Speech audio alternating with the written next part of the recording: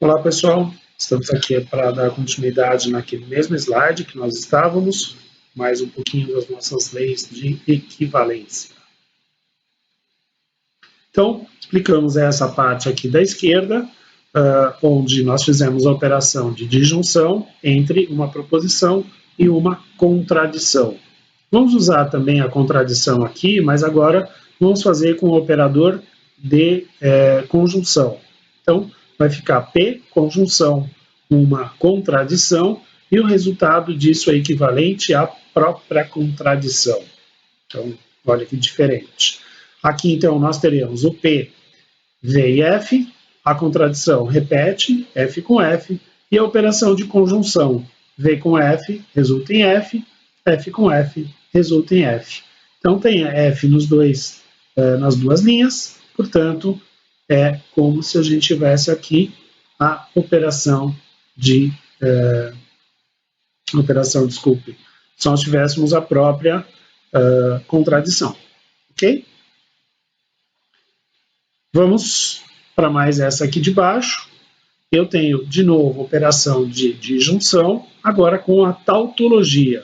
E quando eu faço uma disjunção da proposição com uma tautologia, o resultado é uma tautologia. Então, olha que interessante. Se eu faço uma disjunção da proposição com uma contradição, eu tenho como resultado a própria proposição. Se eu faço uma disjunção entre a proposição e a tautologia, eu tenho sempre a tautologia, ou seja, eu tenho sempre verdades. Ok? Uma proposição qualquer, seja ela verdadeira ou falsa, se eu faço uma disjunção com algo que é tido como sempre verdade, o resultado disso é sempre verdade. Então, temos lá P, V e F, tautologia, V e V, faço a operação de disjunção. V com V, resulta em V. F com V, resulta em V também. E comparo com a tautologia. VV e aqui VV. Então, perfeito, é como a gente disse. E a última aqui desse slide, a proposição P, também combinada com a tautologia, mas agora com a operação de conjunção. E nesse caso, nós vamos ter como resultante o próprio P, a própria proposição. Okay? Então, se eu fizer um conectivo entre uma proposição qualquer e uma tautologia, pelo conectivo de conjunção, eu terei a própria proposição. Então, olha lá, a proposição V e F, a tautologia V e V, e o resultado da conjunção, quando os dois são verdadeiros, é verdadeiro, quando um dos dois é falso, é falso. E isso é igual à própria proposição P, V e F, aqui, V e F. Ok? Então, mais 4 exemplos aqui, demonstrações da lei de identidade. Né? Sexta lei que nós estamos vendo agora. Agora nós temos aqui a sétima, a oitava e a nona. Né? Nós temos leis comutativas, na sétima, em que P, conjunção Q, é equivalente a Q, conjunção P. Né? Lembra quando nós falamos de operações com conjuntos, nós dissemos que haviam operações de conjuntos que eram independentes da ordem, né? Como a união, a intersecção. Aqui acontece a mesma coisa. As operações que são designadas na lógica pelos conectivos de conjunção ou de disjunção não vão ter diferenças quando a gente aplica a ordem diferente entre as proposições. Ou seja, a proposição P pode estar à esquerda ou à direita, o resultado é sempre o mesmo. Isso vale nas operações de conjunção e de disjunção. Tá? Então, P estando na esquerda ou estando à direita, o resultado é sempre o mesmo. Essa é a sétima lei, ou leis comutativas. Tá? Elas valem para essas duas operações ou conectivos. Leis associativas. Né? Aqui é bem parecido com a aritmética. Né?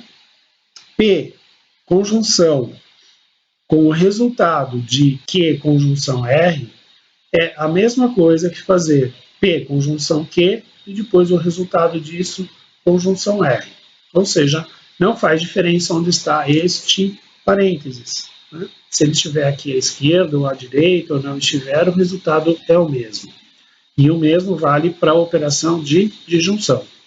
Então, P de junção com o resultado de Q de junção R é a mesma coisa que fazer primeiro a disjunção de P com Q e depois o resultado com disjunção R. Ok? Então, são leis associativas. Tá? E a última, leis distributivas. Então, agora eu estou misturando duas operações, né? Disjunção com conjunção. Como é que fica isso? Então, P de junção com resultado de Q conjunção R, pode ser feita uma distribuição de P de junção Q, e esse E separa agora a segunda parcela, né, que seria P de junção R. Então, é como se eu tivesse lá na multiplicação, né, um número que vai multiplicar, dois números estão sendo somados dentro de um parênteses, como se eu tivesse esse número vezes esse, mais esse número vezes esse. Né? Aqui é a mesma coisa. A operação que está aqui, que é a disjunção, permanece como operador nos dois casos. E a operação que estava aqui dentro do parênteses une essas duas parcelas ou novos parênteses que apareceram. Tá? A mesma coisa quando a gente está fazendo a ordem inversa desses conectivos. Né? P, conjunção do resultado de Q de junção R. Então, posso fazer aqui P conjunção Q, posso fazer P conjunção R e unir os dois pelo conectivo de junção. Okay? Então, isso é uma distribuição também bastante útil na nossa análise da lógica. Tá? Todas essas leis são bastante interessantes. Aqui nós vamos para falar agora sobre o condicional. Né? Essas leis que nós vimos até agora, até a 9 aqui, tratou de conectivos que eram disjunção ou conjunção. Né? Então aqui nós fizemos operações de disjunção e conjunção, aqui também, tá? Desde as primeiras nós temos trabalhado com isso. Né? Agora nós vamos evoluir para o condicional. Tá? Então no condicional, as leis de equivalência são essas aqui. Eu tenho P condicional Q é equivalente a P conjunção negação de Q, tudo isso negado. E também eu tenho que isso é equivalente a negação de P, disjunção Q. Olha que maluco.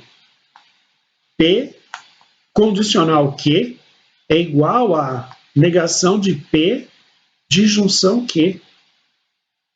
Parece nada a ver uma com a outra, né? Mas elas são exatamente equivalentes. Tá? Essa aqui do meio, entre elas, também é uma equivalência bastante interessante. Tá? Vou voltar aqui, que eu perdi aqui onde eu estava. Aqui.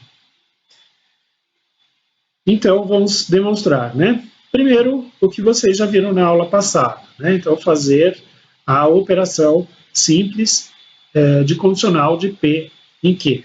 Né? Então, P em Q, coloca aqui na tabela verdade, preenche, né? Dá sempre da forma direita para a esquerda. Né? Então, VF, VF, depois VV, FF. E aí, fazendo a operação de condicional. Condicional só é falso onde? Quando eu tenho a causa e não verifico o efeito. Então, ele é falso. Nos outros casos, ele é verdadeiro. Não precisa nem parar para pensar. Condicional só é falso quando causa é verdadeira e o resultado é falso. Falso aqui. O resto é tudo verdadeiro. Agora vamos fazer a análise da próxima. Eu tenho que fazer aqui P, conjunção, negação de Q. Então vou usar como base os mesmos P e Q que estão aqui, repito o P aqui, VV, FF, e o Q aqui está como negação. Eu vou pegar o Q que está aqui e vou mudar os valores lógicos. VF, VF vai mudar para FV, FV. Então temos agora a operação que une aqui é a conjunção. Vamos fazer V com F vai dar F, mas eu tenho uma negação aqui, então de F vira V. V com V, na conjunção dá V, mas eu tenho a negação, vira F. F com F dá F, mas eu tenho a negação, vira V. E F com V dá falso, com a negação, vira verdadeiro. Vamos comparar o resultado? VF, VV, VF, VV. Então, elas são equivalentes. E a última? Negação de P, disjunção Q. Pego o P aqui, faço a negação dele. VVFF vira FF, VV. Pego o Q, direto, FVFV, coloco aqui. E faço agora a operação de disjunção entre eles. F com V, V. F com F, F. V com V, V. E V com F, V também. Olha o resultado. VF, VV. Está aqui. VF, VV, VF, VV. As três são totalmente equivalentes. Ok? Legal, né? A gente, a princípio, não enxerga semelhança nenhuma entre elas, mas a tabela verdade mostra que elas são totalmente equivalentes. Isso quer dizer também que num circuito ou num programa, num algoritmo, nós podemos fazer algumas substituições que venham a simplificar ou permitir que nós implementemos esse circuito, né? Por exemplo, nós não temos portas lógicas na eletrônica digital ou nos sistemas digitais que implementem a operação de condicional. Eu tenho condicional em programação, em algoritmos, né? Mas eu não tenho condicional dentro de portas lógicas. Então, eu posso transformar uma necessidade de uso de uma porta lógica condicional em uma negação de P, e a negação é muito simples, de se obter em circuitos digitais, e uma operação de OR, uma operação de disjunção, ou em inglês OR, que também é bastante simples e barato de se fazer. Então, é interessante que a gente transforma uma coisa que não existe de um lado, uma coisa bem simples de outro, ok? Mesma coisa eu poderia ter feito aqui, né? Com uma porta AND e negação aqui e negação aqui. Também seria simples de resolver, tá? Então, essas leis são muito importantes, também são muito interessantes para a gente fazer simplificação de alguns casos ou até mesmo a implementação de circuitos. Antes da gente passar para a próxima, tem mais duas leis associadas ao condicional, né, dois subitens da lei associada do condicional, que vão ficar para vocês fazerem as tabelas verdade como atividade dessa aula, ok? Então são aqui os itens B e C, e no próximo vídeo, quando a gente falar das atividades, eu apresento isso, mas elas são ainda aqui uma parte dessa apresentação do condicional, ok? Então, mais uma vez, chegando no nosso limite de 15 minutos, vamos encerrar aqui mais essa parte do vídeo, encerrar a parte 3, e já já a gente volta com a última parte.